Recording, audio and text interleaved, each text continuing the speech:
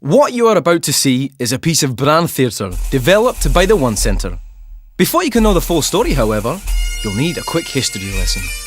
In 1746, Scottish Prince Charles Stuart, or Bonnie Prince Charlie as he was known, was defeated by the British at the very famous Battle of Culloden. If he'd have won, he would have been well on his way to claiming the British crown for Scotland, and we'd have a very different British royal family to the one we have today. He was, however, defeated. Before he left Scotland forever, he did a very noble thing. He handed the recipe for his secret elixir on the battlefield to one of his loyal subjects, a mixture of the finest Scotch whisky and golden herbs that came to be known as Drambuie.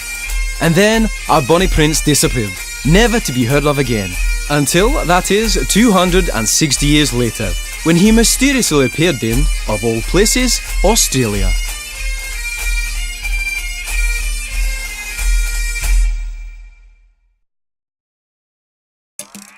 For all its illustrious past, in 2006, Drambuie was no longer very famous. Everyone knew it was a drink, but no one had a clue beyond that.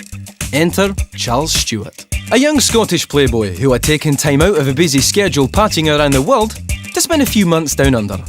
Living a life of leisure and appearing only at night, and only in the city's finest drinking establishments, save for the odd appearance coming out of the water at Bondi Beach. After chatting to the barman and showing them how to mix drinks with a bottle of what had been sitting on their top shelf for years, Charles turns his attention to the locals. He'd happily shout about a Drambuie and soda, and if you got along particularly well, he just might invite you to a private party he was hosting for friends in Australia. In all, Charles visited over 40 bars in Melbourne and Sydney, and over 500 people attended his 2 parties. Newfound friends, as well as the local social set, responding to a personalised invitation bearing a mysterious coat of arms. At these events, which received extensive coverage in the social pages, Charles personally invited guests to join his inner sanctum by becoming members of the Drambuie clan. So now, even though Charles Stuart has disappeared again, allegedly jet-setting off to another part of the world, his spirit lives on. Members are invited to spontaneous pop-up parties in exclusive bars, bringing friends to further expand the clan. They receive invitations and special access to events. Highly targeted bluejacking of bars offering free Drambuies leaves people wondering how Charles Stuart ever knew they were there. And that most important of all groups, the trade, continues to be evolved.